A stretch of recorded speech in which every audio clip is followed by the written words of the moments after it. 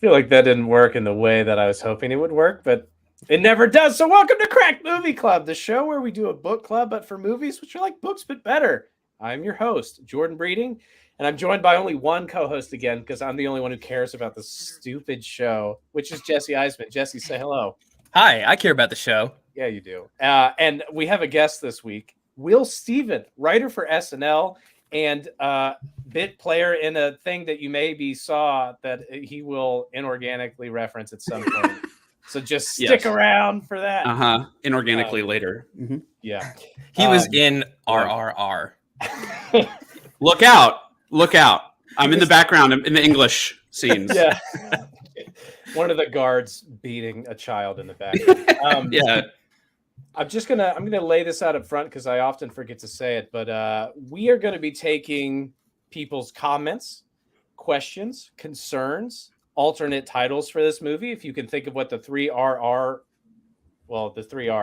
which subsequently make RRR. Did you know?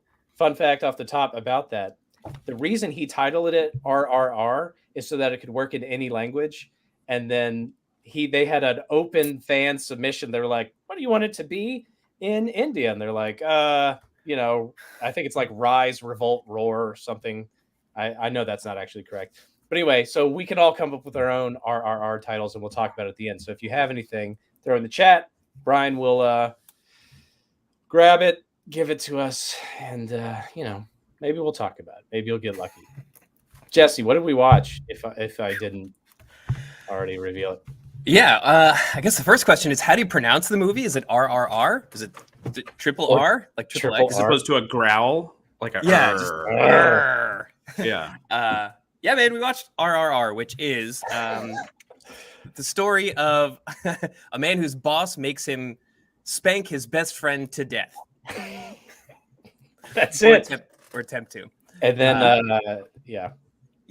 Well, so in reality, this is a fake story, but about two real guys. They were Indian revolutionaries fighting back against the British Empire as they were sort of encroaching on all these various tribes throughout India. I'm pretty sure they never actually interacted, but they were both fighting around the same time. They had their biographies have these weird parallels, and particularly they both sort of went into hiding for a stretch of years. And so the movie is about what if they were both in hiding at the same time and they actually ended up hanging out and becoming like absolute best friends, like Judd Apatow level, like bromance kind of stuff. It's fan fiction. It's what if these two were buds, That's exactly it. Yeah. That is literally what this movie is. It's that's why they're so jacked. It's just straight fan fiction. It's violent fan fiction. Fan fiction is back. I'm just going to say it. Fan fiction is back, and it's a rising art form. I think more people should take it seriously, and I think this movie proves that. Amen. Yep. Well, what was it? Was it Twilight fan fiction of a different franchise? I always forget. 50 Shades of Grey is Twilight fan fiction. Exactly. There you go. That she changed the names of. Yeah, she's like, it's no longer Ed. I guess she had to get rid of their powers or whatever. So I look forward to the absolute hyper-sexualized movie that takes place in this universe, because those guys are jacked, they're dancing. It wouldn't be hard to get there, I'll tell you that much. They're walking a line. It was a pretty I'm 90% there already. It was a stimulating film. For sure. Yeah. I would love to rewrite this movie with white protagonists for once. You know what I mean? Like, just really remake it. And that's our podcast, folks. There we go. I think we reached the end of the discussion. End of season 1.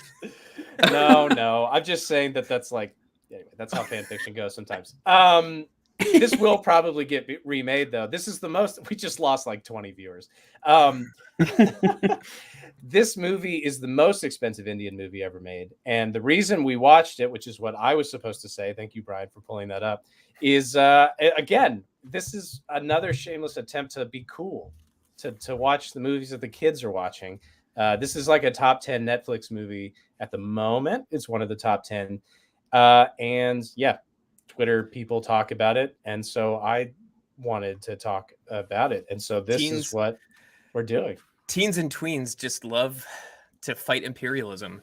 They absolutely do. And I got a bunch of different things that I feel like I want to talk about, but my first thought, I want to get your all's thoughts on this, is I think this is how Netflix wins, gets back on top, if you will. I think the thing that Netflix seems to have that most of the other streaming services do not have is access to really good foreign content, whether that's something that they're making. I don't think they didn't make this or anything. They just got the syndication for it.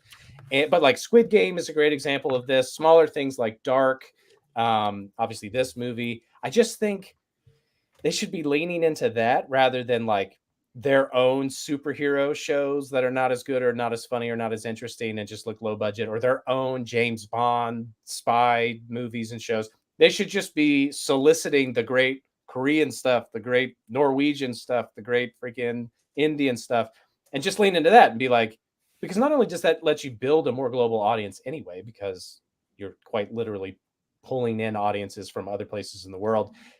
I unless I'm totally mistaken, I'm not aware that anybody else really has access. Like Disney doesn't really. They have to do it themselves. They're like, oh, it's like Moana, but it's not made in the Polynesian Islands or wherever. Paramount Plus has Rugrats Go to Paris, which is sort of the RRR of the 90s. Of France. Yeah. Of France. It was certainly an exploration of America's foreign policy and relations, you know. It was, yeah. There were undertones of American nationalism, just like there were undertones of Indian nationalism in this film. Wow. Yeah. I'm just saying. I think you're right. Yeah, man. This was bankrolled by Klasky Supo. Oh, was it? Yeah. Who is Klasky Supo? Oh, so Klasky Supo is like the people, or like the production company, I guess, behind Rugrats and a few of the other like Nicktoons that are super weird looking. So I didn't remember that. Yeah. Yeah, Jesse's whole thing is that he knows everything that happened from like 86 to like 94. That's sort of that's when Jesse peaked. Then I got a concussion.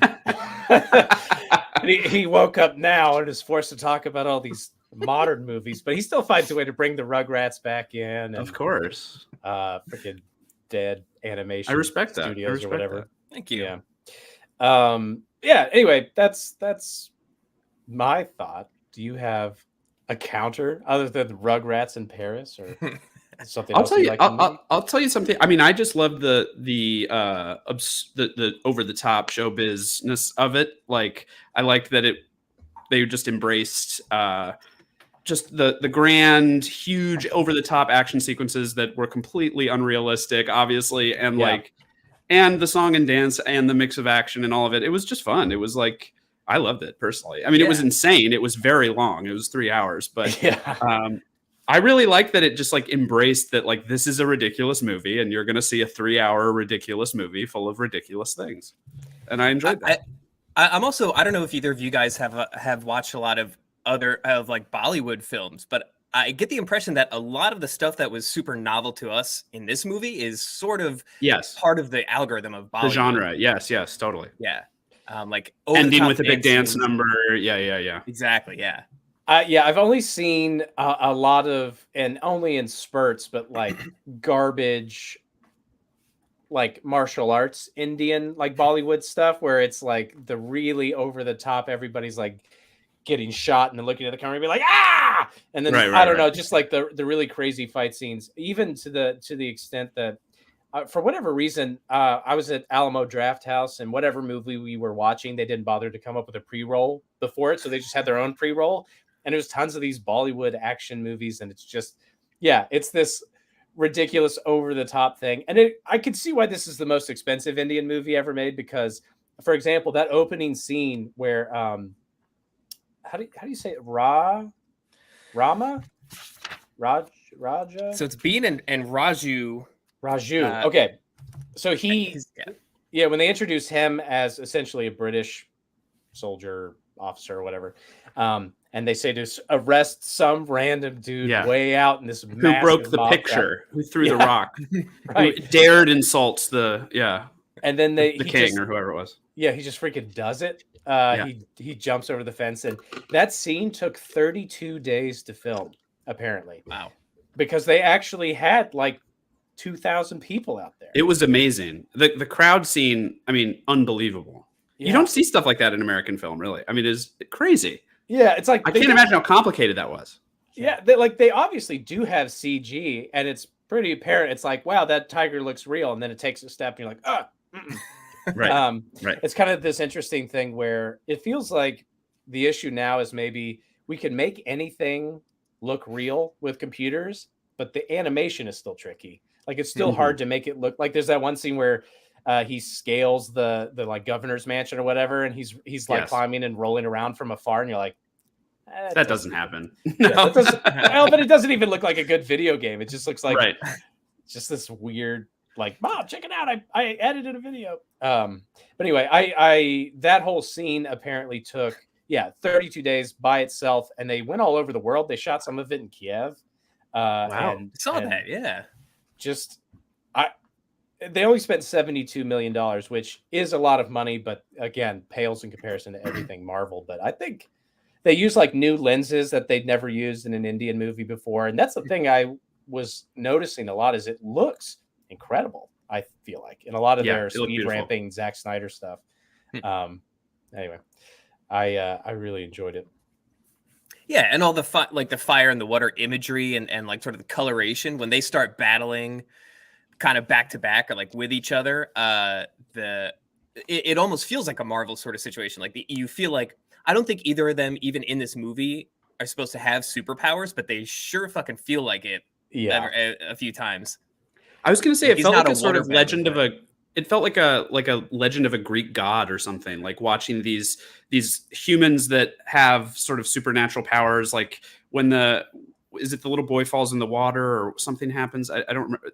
They're on a bridge. Yeah. Like one of them jumps in a way that is just so insane, like diagonally, like they're flying basically. And I just felt like, oh, this is like a story of like a Hercules type or something like that, you know? So that is actually what the director wanted. So it was not only is it fan fiction of two historical fan fiction, he was drawing on these, I believe it was Indian gods, I would assume, or like Hindu gods or something specifically, but he was drawing on some kind of mythology as well. So I think that's exactly what he's going for. Makes total sense. It is funny though, because it definitely keeps weaving in like, oh, this is a story about two revolutionaries. And then it's like, oh, but then they do things that are so utterly impossible. Like what you're saying, that scene where the train blows up and they got to save the kid. The plan they come up with is the weirdest possible way to save that child. They're like, I got a rope.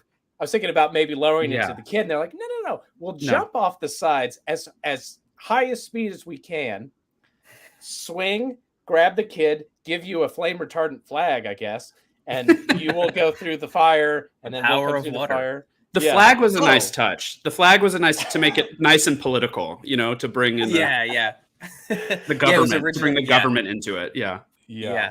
Should have made it a "Don't tread on me" flag. That's how you get, guys like me on board. Well, it's interesting. Kind of looking back, it's like from their first meeting, it was like water is going to save that one guy from fire, and I don't know if fire saves the other guy from water. But if you fast forward to the end of the movie, they each kind of take turns like saving each other from certain deaths, sort of like an opposite of Romeo and Juliet. Right, because there's at the end they each think that the other is dead at one point, and then they each come back to save the other one. And I wonder if that from the very beginning is like is sort of a little bit of a foreshadow. I really want to quick Mark Taylor, thank you. What's up, Mark? For the donation. That's insane. Thank you so much. And also, the Corridor Crew does a lot of really cool. I didn't know they did Bollywood movies necessarily, but they do a lot of like graphic effects breakdowns and other kind of behind the scenes stuff. So, have they done this movie, Mark? Do you know? You can put it in the chat. I might not see it, but it's sorry. Go ahead. Keep going. No, that was it. I was keeping my eye out for sort of like highly metaphorical sorts of things, and I feel like that might have been one instance where from the beginning, like water will save the one guy from fire and that sort of thing. They also, if you were able to keep up with the lyrics whenever there was songs going on in the background, there's a lot of like conjecture, like here. So one thing we didn't mention in the recap is that it turns out that they're essentially enemies, but they don't know it. Like one guy is searching for the other guy to bring him to justice and all that kind of shit. So then there's this background songs that'll be like, if they find out, will the veil, like when the veil falls, will they like, will there be bloodshed and all this kind of stuff? There's also references to East and West, right? Like presumably one of them is from the East and one is from the West. I'm not actually sure which is the more urbanized. Well, like presumably one of them is from an urban setting in Beam. Why can't I remember the freaking name? Beam is from obviously a rural thing. That was also part of the thing that I was a little bit confused by, where they're like, he's going to come and he's going to save the girl, and you may never find him. And it's like, well, doesn't he have to go back to the village that you were just like? Are they going to move the whole village? Like, I don't know. I didn't understand. Just I don't know. It seemed like it'd be very easy to capture, or if not capture him, at least you know where he's going to end up later. Or you could do the thing where you threaten to burn down the whole village. Or, that's the thing that people do in movies too. I don't know. I thought that part was, it was great if you don't really think about it too hard, but it was kind of like, there's no way his plan works, except for blowing up the entire mansion and killing every British person in the country. Apparently, I don't think things working was the aim of this movie. I think like this was a big ass spectacle movie. Like I don't know how much logic plays in. You know what I mean? Oh, right. So that's what. Yeah, it's that thing where it's like things seem realistic, and then they immediately flip into the dude riding the other dude's shoulder with two rifles that he just like points down and he reloads without looking. Oh, that's cool. Yeah, that's one of my favorite scenes. I was just gonna say that I feel like the creativity of the fight scenes to me mirrors like the best Jackie Chan stuff, where it's like it's always prop based. It's always like, what if we were fighting, but it's a revolving door? How wacky would that be? And honestly, this is one of the first movies that I've seen that has rivaled The Raid in some ways. The Raid is my favorite series of action movies. I don't know if you're familiar with it. It's these Indonesian movies, and they just have some of the craziest fights I've ever seen. And this movie does a really good job. The Raid is cool because it still tries to be mostly grounded. This is cool because it doesn't at all try to be grounded, which I think is fun. Yeah. Well, to your point, I forget who was just saying it, that like Will, I think you were saying like being realistic wasn't the point of any of this. They kind of touch on that like toward the end when Raju is in jail, but he's still working out, even though he's about to be killed the next day. And that his whole thing is like, I have a goal. I'm not like, everything I do is in service of getting closer to the goal. Just because that goal is impossible doesn't mean I'm not going to keep on trying. So that seems very similar to just the idea of like, who cares if it's impossible? Just like, it'd be pretty cool, right? If there's a whole zoo just unleashed in a... Oh my God, that was so cool. Holy crap. Yeah, all the animals just hopping out at once. That was so crazy. I was going to say that's also like kind of like a right-wing fantasy too. Like the whole like nationalistic, like the sort of dream, make America great again, like the dream, the impossible, like you know what I mean? Like the thing you can never achieve. I found that side of the film so amazing. The sort of nationalistic undercurrent of it. I like you just equated all the right-wing stuff to Les Mis. You're right. I did. That's where my brain went. Dream. I guess that's where my, something about Les Mis spoke to me in terms of white oppression, I guess. I don't know.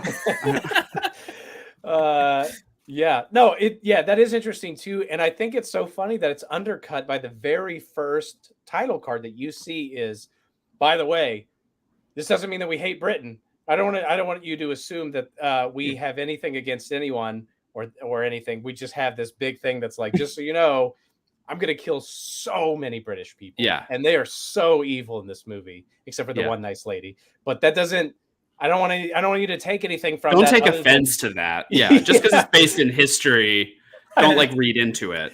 Yeah. Yeah. I don't actually feel this way. Yeah. That was actually like an initial title card was like, hey, you're going to see a lot of people dying. And... no, it just is like, it's like, this is fictitious. Everything is fictitious. Britain's not even a real country. Don't even look it up. And like, it felt very, it was much more careful than like, usually, they'll do some movie about, like Zero Dark 30. And at the end, they might be like, oh, maybe some stuff happened. Maybe it didn't. But this was like very much trying to get out ahead of the, like, don't get mad at us just because we killed. Right. It's truly all of the white people. Is it Top Respect. Gun where Yeah. Top Gun where like they never name the enemy country? Oh, Yes. yeah, in Is that both right? of them. It'd be very funny if they tried to do the same thing here. Yeah, exactly. So this takes place in 1920 India, and there's some imperialist force. yeah. Could be anybody, really. Yeah. Yeah, in the first Top Gun, they make several references to the enemy, and it's like it's fine because it's a Cold War scenario, and you can infer that it's the Russians and whatever. Like everybody knows who you're talking about, kind of thing, and you don't want to overly do it because you don't want to overly assign blame. It's like the same thing in any movie where the spies get disavowed because whatever. But in the new one, they're like, this country that we can't talk about has the greatest fighter jets of all time. Like they're not like whoever they are, it would be a big deal to like blow them all up. And they're still like, but we're not going to say who it is, but it's Russia probably. It's just such an interesting, it would be funny if this movie too was like, I don't know who these guys are. They're not going to say. Yeah. We at least Sonic 2 had the courage of their convictions and said outright that they were in Russia briefly. Right. And they got brutalized by a bunch of local Russians. Until they did a dance off, just like in RRR. That's how you bring people together. And is Sonic 2 the greatest Bollywood movie of 2022? It's definitely top 2 at this point. I think all movies about war should end in dance. You know? Yeah, anything really about conflict or military oppression, death, imperialism should end in a dance number. Everything's okay. We're all having fun. Well, and nothing bad ever happened again. It was all a big laugh. Yeah, and people love the Peacemaker intro title sequence. I don't know if you guys have seen this, but it's the whole cast of Peacemaker, which is the Suicide Squad spinoff, dancing to essentially what is a proto hair metal song. And so it's John Cena dancing, but it's literally all the characters, and it's super fun. And obviously they're not nearly as adept as these actors are. There was some good dancing. Yeah, there's something really fun about just taking all your actors and forcing them to dance for no reason. It's pretty awesome. This is reminding me of Allie, if you're listening. Sorry if I'm getting the story wrong, but Allie was saying Little Shop of Horrors, when it's actually a play and not a movie, ends vastly differently. Like, I think everybody dies? Is it everybody doesn't die? I think they take over the world. The plants do. I think it's something like you see, there's like a lot of like onstage deaths, but then the curtain closes and the actors come out and they sort of take their bow and everything's fun and all that. And they tried to end it that way in the movie, but they realized like it's much different when the last thing you see in a movie is your favorite characters brutally dying and then cut to credits. Right. Mm-hmm. So this takes the complete opposite approach where it's like, okay, so we got out alive and now we're all having a great time. Yeah. Festival. My high school production of the musical Grease changed the ending. My director changed the ending where you know how Sandy in the movie comes out and she's like all of a sudden in the leather and she's all like badass at the end. And so in our version, she comes out and she actually hasn't changed at all. She's in the same thing as before. And she says, you know what, Danny, I made up my mind and I am who I am. And if you don't like it, then too bad. And then he sings "You're the One That I Want" as if it's like the sexiest thing that he's ever seen. And well, that's I don't know if you can legally do that, but we did it. So John Travolta will find you. Yeah, exactly. That's really interesting. I guess I don't hate that necessarily. I mean, that's always a criticism that's leveraged at Grease is why does she have to change? And why would she change to like the shitty like greaser car culture? Like of all the things to become, it's like oh yeah, no, the culture of Grease it's not a perfect message. Let's put it that way. You know, unlike what we've been told our whole lives. Yeah, exactly. That's funny. Oh, I was gonna say this is sort of an aside, but you know, I assume you guys both watch it on Netflix, and the problem I found is the dubbing is off. Like even though it's in Hindi. I noticed that, yes. The dubbing does not line up for most of the stuff. That's because they actually filmed it in at least 4 languages. Wow. And so that's why you'll notice during scenes like when Raju, is that how you say his name? as far as the subtitles told us. When he is infiltrating the revolutionary meeting, whatever coffee shop, they're talking like people are translating in multiple languages that are not English during that scene. And so they actually dubbed it into 4 different languages. And I don't know why it's this way, but the version that Netflix has is not the version that it was originally, like when they filmed it the first time. It's not whatever language that was, because it's Hindi, but that's not what they spoke in the movie. It's just a really weird, it's interesting that they didn't get the native, like whatever it was actually recorded in. And it's, if they had them all, and maybe there are more Hindi speakers that use Netflix than the other languages that I didn't necessarily recognize, but I just thought That it was could be weird. And to its detriment, they did all of their, so the main actors did all 4 languages and all the dubs, so they did all of it themselves. Wow. But they did it at home. And I feel like the worst thing about this movie is the audio was like, I mean, the music was really cool and it was really interesting, but there was a lot of, obviously the dubbing was weird and the voices were off. But even there would be scenes where like, he's like, I'm going to start the motorcycle. Yeah. And you're like, well, yeah, it's like the shittiest, saddest little noises. Some of the noises were great, but there was a lot of like, I don't know, it just didn't feel like it was mixed quite how you would expect, or there's a lot of like punching where it's kind of like, yeah, and then it would like, sometimes you'd hear footsteps and sometimes it would ignore footsteps and that sort of thing. It was like, it felt like I was in a quiet room with somebody like live. What's that called when they do like sound effects with like Foley artists? oh, Foley. Yeah. Seemed like I had a live Foley artist in the room. It's like, I'm just getting everything I can. I'm getting the important stuff. Right. This, despite having clearly invested a lot in all of these songs, being like, what's gonna happen next? Some of that stuff, like that first one, and I think they bring it back again, but it's like, for lack of a better term, it's like they're borderline rapping. They're singing so fast where it's like, it's very unsettling. We're like, I'm not going to try it because I'm sure that's probably ill-advised. But whatever that song was, I was so fascinated by it. It's just, for whatever reason, it reminded me of the beginning of Dune. I don't know if you guys saw the Dune movie in theaters, but before all the title cards, they have the like he's like, dreams are the gateway to sand, or I don't know what he says. But it's like this really unsettling, not unsettling, but just like unexpected vocalization that I wasn't anticipating. And I felt like this movie kind of hits you with that. Like that first song is just so aggressive and kind of people yelling all over each other. The other thing about it that I thought was funny is because I'm not familiar with any of these companies' opening stinger logos, I kept thinking the movie was starting. And it's like, oh, it's just whatever pictures that has the most elaborate, like that one that did the fire and the water and the like going through space and all this stuff. And I was like, wow, this movie, oh, that's just who made it. Okay. But also this movie had about like 20 title cards, didn't it? Like the R's kept coming up and all that. Yeah. Jordan always gets confused when he sees like a little boy fishing from the moon at the beginning of a movie. He's like, I didn't think, where'd this kid come from? Well, I thought I was here for an ogre. The first sort of title, or not title card, but like the I don't know, when they were saying like no animals or birds were harmed in this movie, and then they were like, here's a list of all the animals that you're gonna see that are fake. Don't even think about it. The wolves were fine. Did they do that? Yeah. Oh my god, I didn't even notice that. That's funny that I noticed that the British people aren't real, but not that the animals weren't real. Yeah, they're like, animals don't exist either. Nothing that dies is real. Like a secondary title card that says, if they did get injured, how would you know?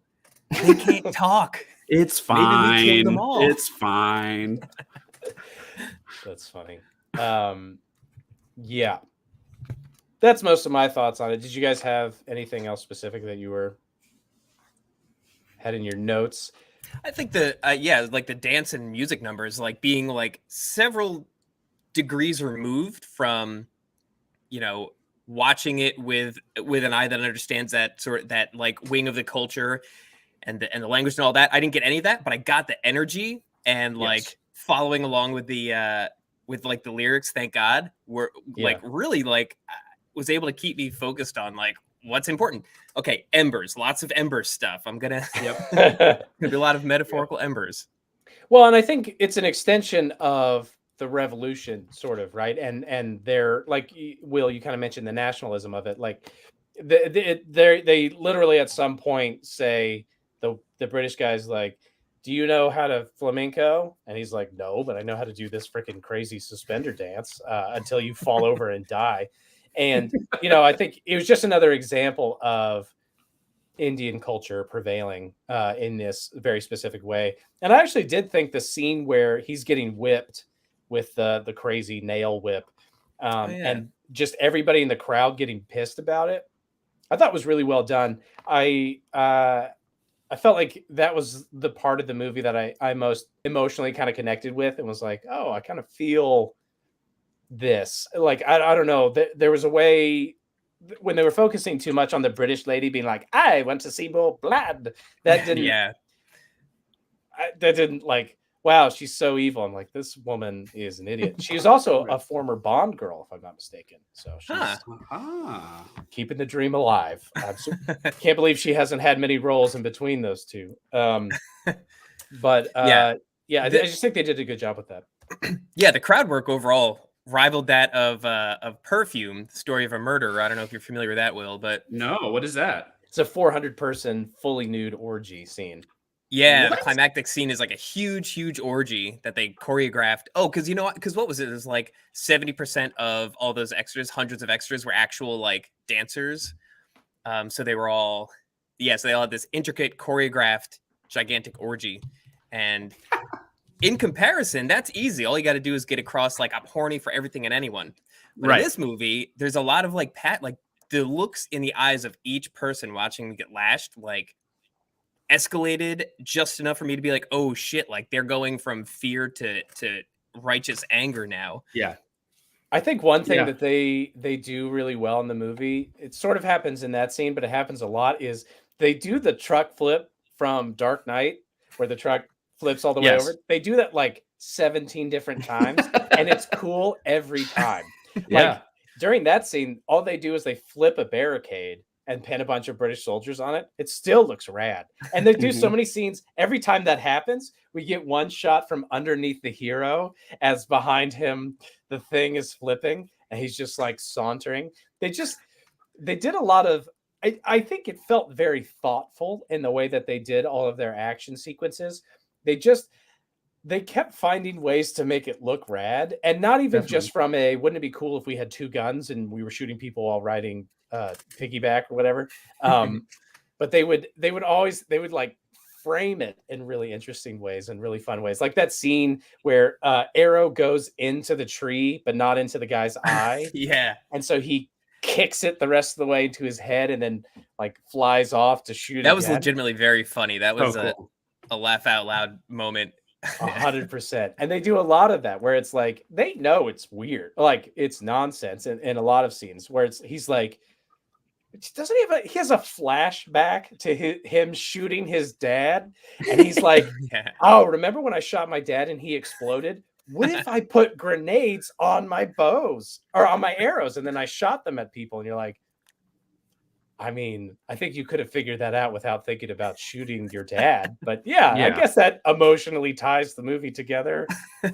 Exploding British people requires sacrifice or something. But anyway, and then the final song, I loved how in the final like "We're All Friends" song, the lyrics are also like, no one will rise against us, like we are one united power.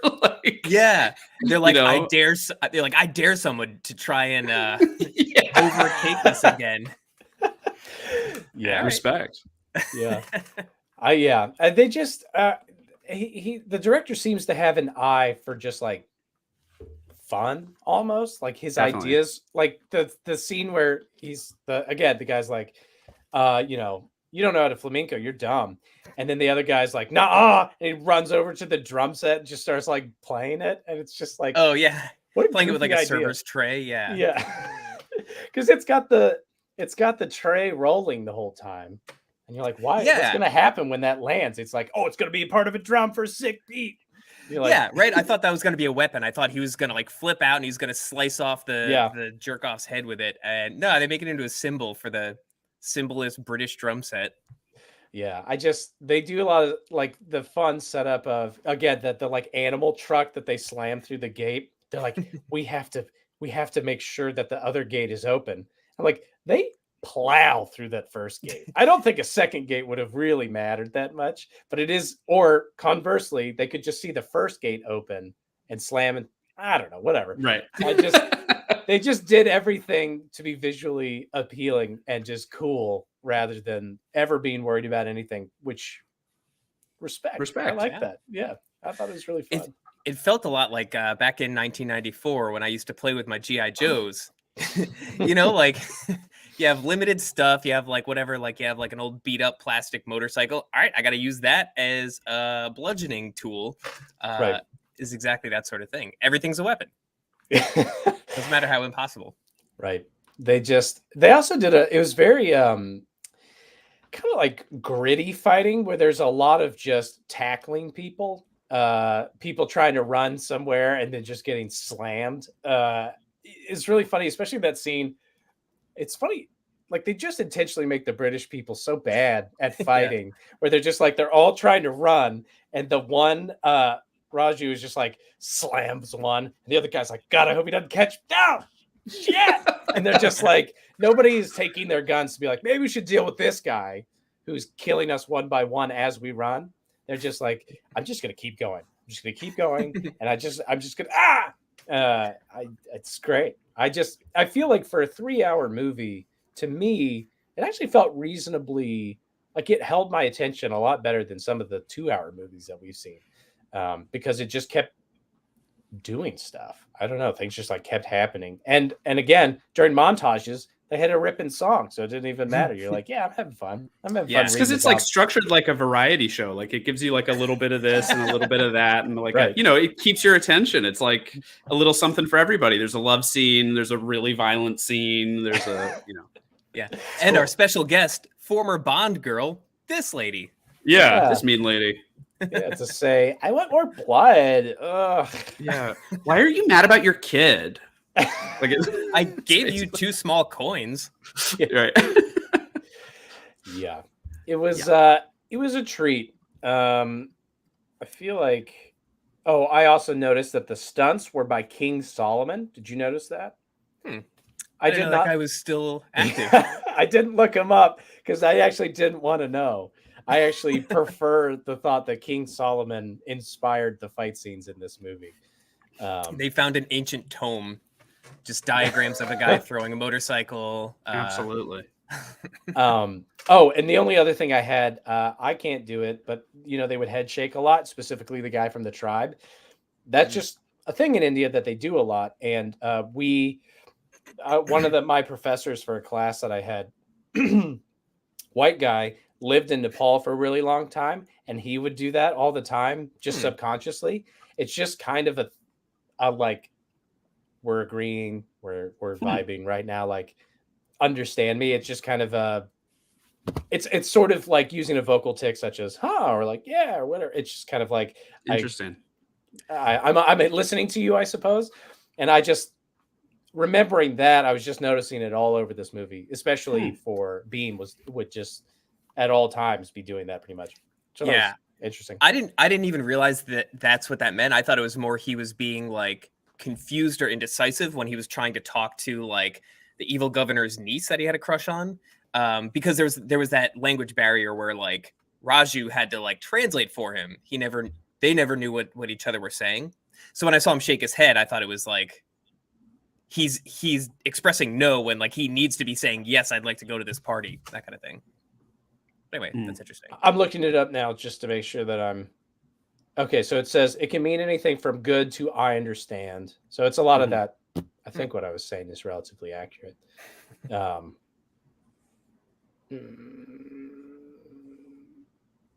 Also, you can use it as a way to give it's impolite to say no most of the time. So maybe that's what you're seeing in that scene is that people don't frequently want to say no. So they'll say that, which is kind of like, yeah, maybe. But also it's not going to happen. I'm not going to say that.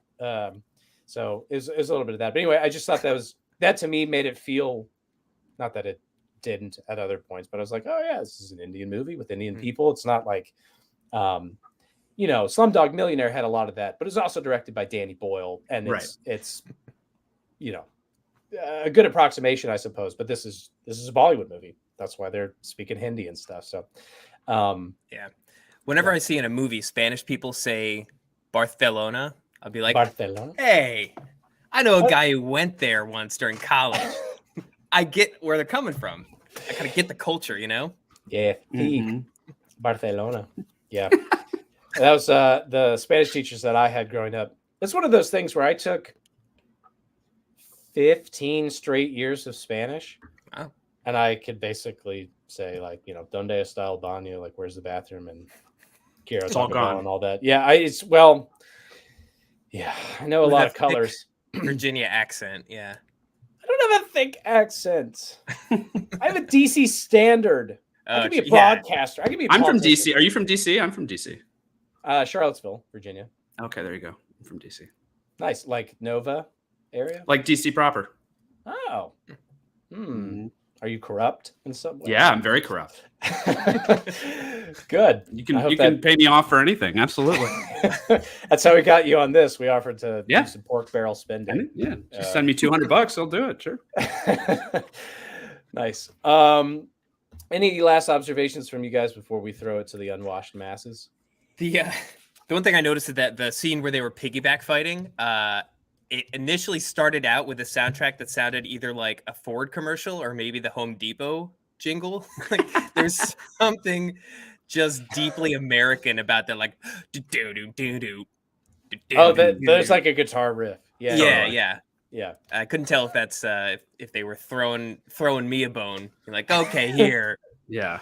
Get your blood running for this. Yeah, I started looking up hacksaws sales right after that, just see if there were any nails that I could procure. I did literally think, oh shit, I got to get my dad solar lights for Father's Day. Yeah, I should show my wife that scene so that she'll get me something nice. Nice. Any other one-offs or anything? It was a blast. I liked it a lot. Very it was. Movie, yeah.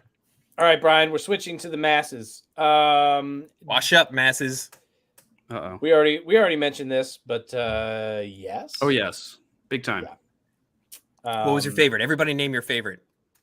I'm not going to look at it, so just do whatever you want. Oh, shoot. I unstarred somebody, but they said there's a good Bollywood movie on Disney called Once Upon a Warrior, maybe? Ooh. Somebody can correct me on that if I'm misremembering the thing that I deleted. Also, somebody has been correcting me. It's a Tollywood movie. Where's that from? From Bengalese stuff. Is that true? Segment of Indian cinema dedicated to the production. Oh, it's the language thing. It's probably the language it was spoken, which is, I'm not going to pronounce it right. Telugu. Okay. Telugu. So that differentiates it from. Oh, there we go. Thanks, Amber. Cool. So that, I guess that one's an actual Bollywood. Okay, so that would explain why they had to translate it, because that's not necessarily, like, evidently Hindi is what Netflix wanted, because maybe more people speak that. Phil says that it didn't feel too long. I mean, you did break it up into two, so that's cheating. So you lose. Phil. But to be fair, the filmmakers could have broken it up into two. That's true. Certainly, there was definitely some fat that could have been taken out. The film, it was there were some mini plots there that I was like, guys, let's hurry it up a little bit, maybe. I'm gonna do a thing that we do every time now, which is I click on the big anime boobs over here. Oh yeah, got it. It's just so not click on me big anime boobas. So there you never go. Learn. Just wanted to put that out there. That's for the people. Give us $20 and we won't click on the big anime boobas. So Cells signed up for the newsletter. So good job. Cool. Sign up for that if you want. None of us are really affiliated with it anymore. So yeah, our newsletter guy quit. I don't even care.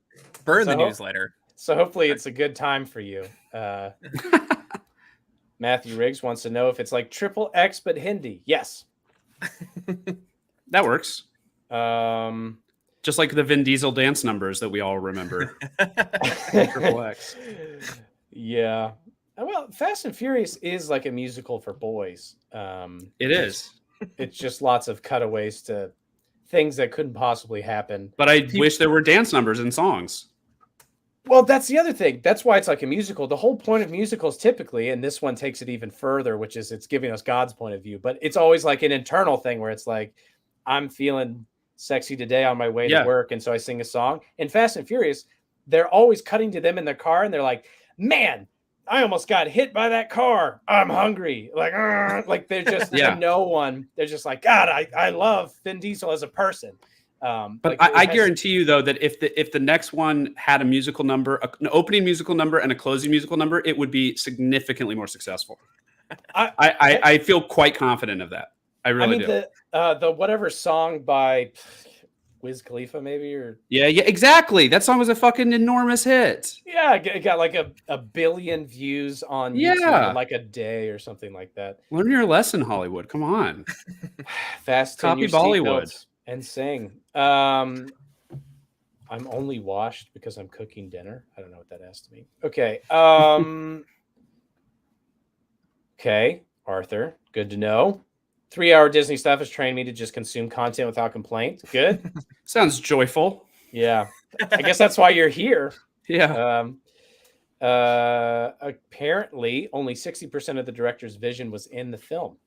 That's crazy. I mean, I do know that it ran into a lot of issues with the pandemic. Like they started shooting in 2019 or something like that. And obviously they had multiple locations and all this stuff. And so I know that the main actors kept getting hurt too, which doesn't surprise me.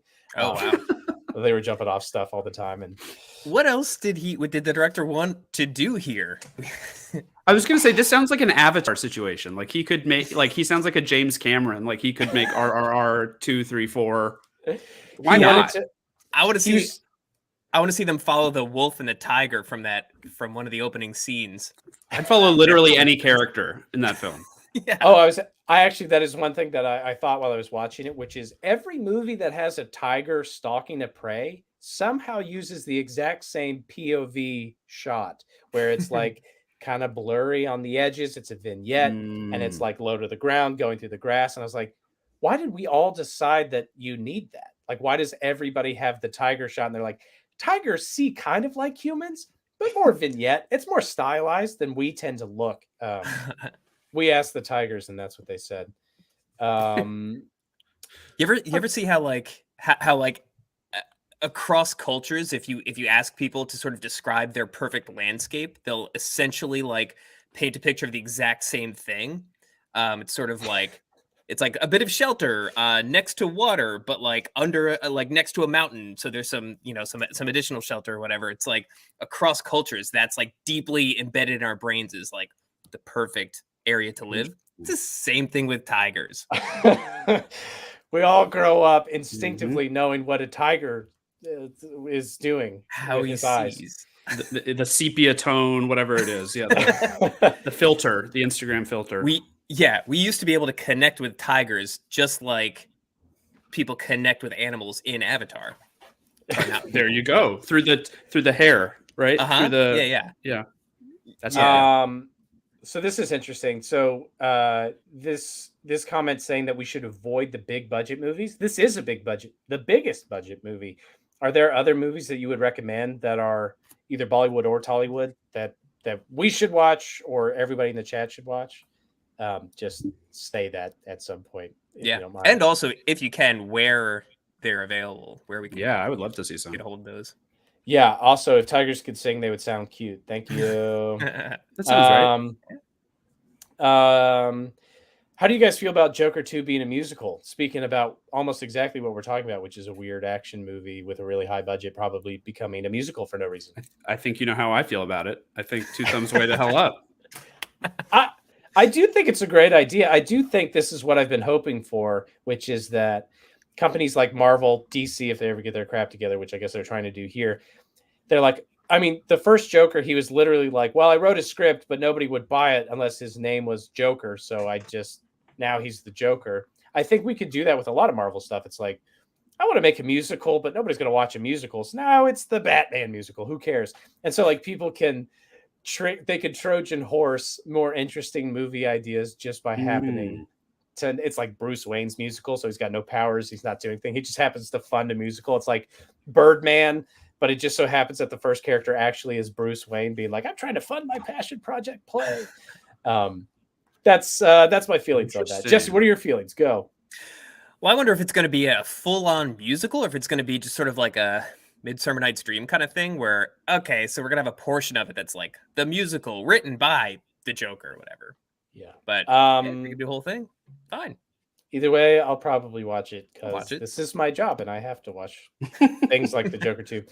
Mark Taylor, who gave us more money. Thank you so much, Mark. Says Thank you, Tiger Mark. with cataracts POV. So now we all have to look at that. New segment, porn titles. Porn titles relevant to the movie. POV. Would you click on POV Tigers with Cataracts POV? Big anime boobs blames Lord of the Rings for 3-hour movies. I think that makes sense. It's to some extent. Well, let's talk about Titanic with that double VHS pack.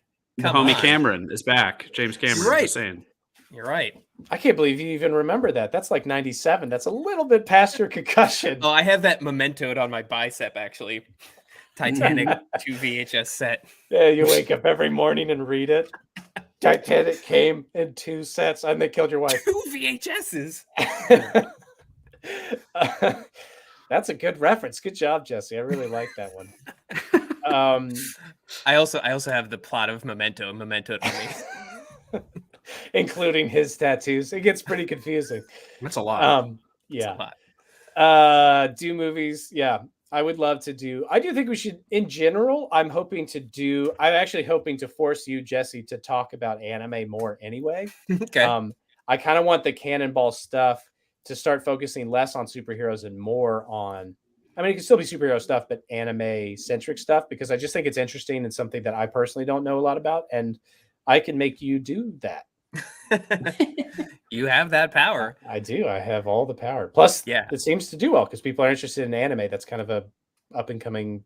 It's not up and coming, but it's a medium that new art form. Yeah, you guys heard about this anime stuff?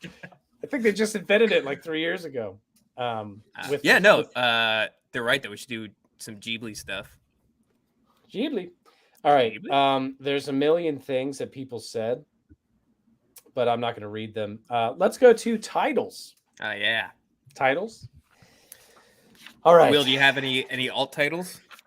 You know, I was originally going to do really, really right wing,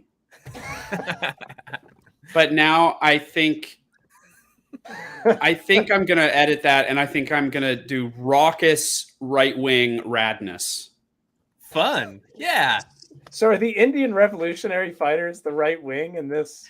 No, it's the fact that it's I think it's being interpreted as right wing today. Like, I think it's being viewed as like propaganda for the right wing cause in India. I think that's how it's this movie. Yes. Oh, crap. I believe so. I believe that it's being taken as like pro, I believe Modi, anyway. So no, I mean, I can see it because so many times like there'll be a movie that like the right wing of America takes exactly like, oh, shit, that's about us, when it's so clearly like that wasn't made for or about you. But right. People just see somebody being rad as hell and they're like, that's me. I'm that guy. Exactly.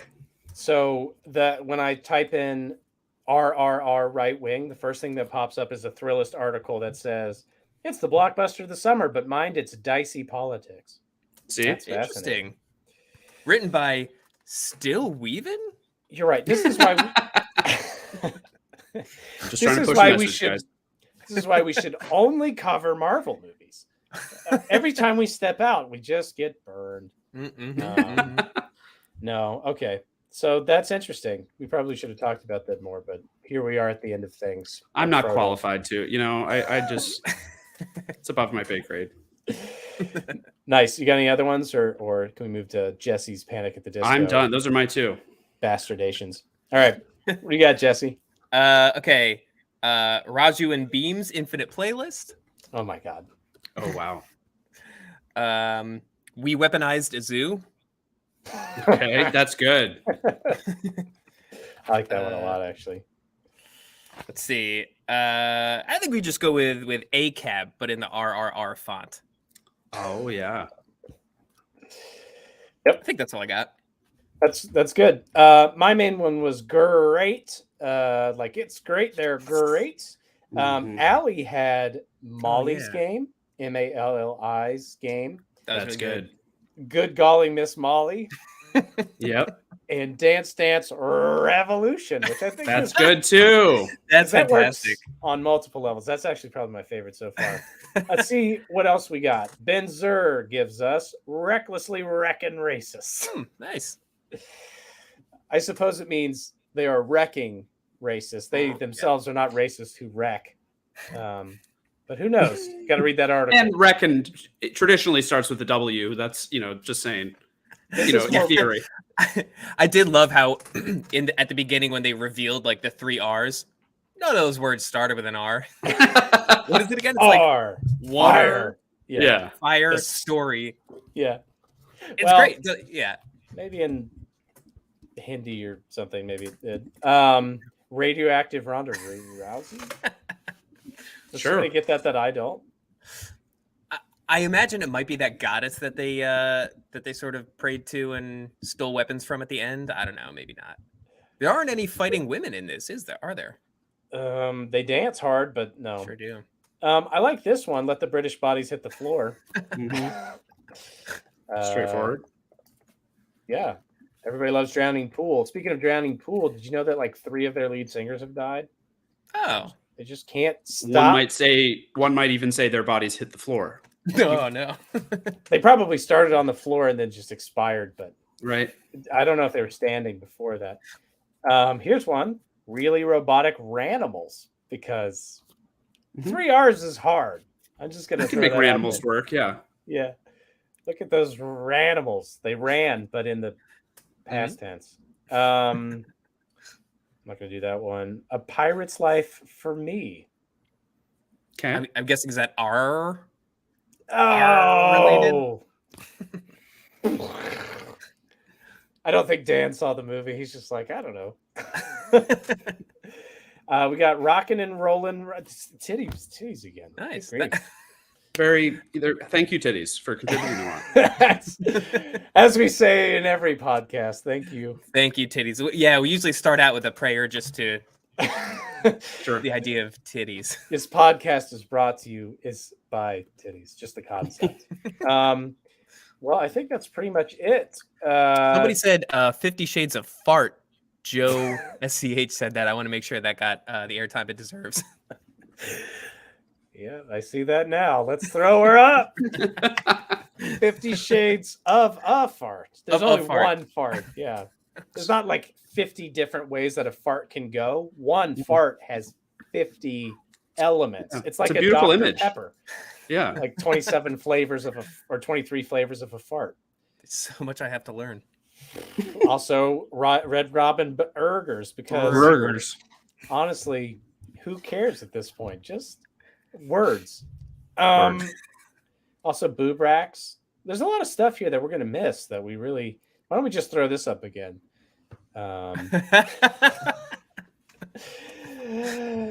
We should watch Bonyo. Yeah, I mean... Oh, that's right. This is another true thing. The RRR was a working title, and the 3 R's were the names of the 2 actors and the director. And then they kind of kept it, if I'm not mistaken, because, again, it could be... It's very flexible in multiple languages and multiple variations of it. Wow, that's funny. And 50 farts to leave your lover. So let's just end this, because it's devolved quite extensively. Will, where can we find you? Specifically, where on Netflix? Because...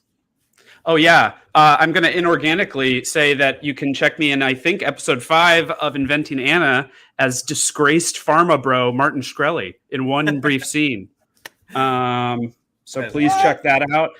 The Shkrels is out of jail, I understand. If he's watching, I'd be open to collab on a web series or whatever you'd like. A new drug? 2 Shkrelis. Yeah, anything. Yeah, I'd love to get in the business. I'd love for him to show me the way to handle drugs. So let's do it. Let's do it, Marty. Hit me up. Yeah. Otherwise, yeah. Find me wherever. Did you? I feel like I just saw you got something published in something. Like Oh yeah, just I have a now little today? piece. I have a piece today on the New Yorker website in the Daily Shouts. Nice. Nice. Mark Meadows texts on this January 6th business. Ooh, spicy. I'm not familiar. What is Spicy topic. Some stuff went down. It's fine. Nothing happened. It was okay. nothing. That's good. All overblown. Yeah. I think RRR is about that, if I'm not mistaken. It could be, honestly. That's if someone made a movie as good as RRR about MAGA, it would be a real problem for this country because it would be too good. It would be really good. Yeah, they're like the what is he? The buffalo guy flipping off of pillars and The stuff. Q shaman, a whole dance number in the halls of the Capitol. That'd be awesome. Yeah, everything's sad. Yes, Eddie, I might at some point be romanced, or I think I shouldn't be romanced. I should be like whipped or whatever, right? while I'm having to like, I don't think my wife wants me to watch those movies. I don't blame her. Anyway, Don't want you getting any sick thoughts. Yeah. Jesse, where can we find you? Yeah, okay, you can find me on Twitter there. Also, you should check out my recent Cannonball about Stranger Things, because it frankly didn't get enough views. It didn't do great. But no, it's That's a why really we're pivoting to anime. Yeah, well, but it's I'm still only about halfway through this half of the season, but basically, Stranger Things is based on an actual conspiracy theory that's like super dark and super weird and super fucked up, and it's just now some of the elements of that conspiracy theory are starting to, hey Ryan, that was actually are starting to Jordan are starting to become recognizable, even to the extent there was a headline that was like the Duffer Brothers confirmed that maybe there's going to be time travel, and I called it a couple weeks ago. There's obviously going to be some freaking time travel. Anyway, it's not as boring as. I wonder why it's not getting that many views. The guy who's in charge of marketing it says it's boring. Oh, I marketed my little butt off, man. It's your dumb fault. You did. No, it is. it's fine. Yes, and also the notifications are shitty on YouTube, and people don't get them because everything is rigged. By the way, I'm just going to go ahead and remind the two of you that this is also an audio podcast. So we'll say at Will_Steven and at Eisemann for the people listening. Thank you. Although they probably have logged off by this point. You can find me at _J_breeding, and that's a Twitter thing. Although I'm probably different things other places. And also, I don't know if you guys watch the Cracked YouTube channel, but I'm there doing stuff. Our Tom Cruise, we should put titties in the thumbnail. I know, but there weren't very many in RRR. One of my great problems with the movie. I mean, there are some exceptional male ones. But I was actually surprised. I will just say that those guys got that jacked for really just one scene. I truly thought that at some point, like Shirley I guess he takes his shirt off at the end.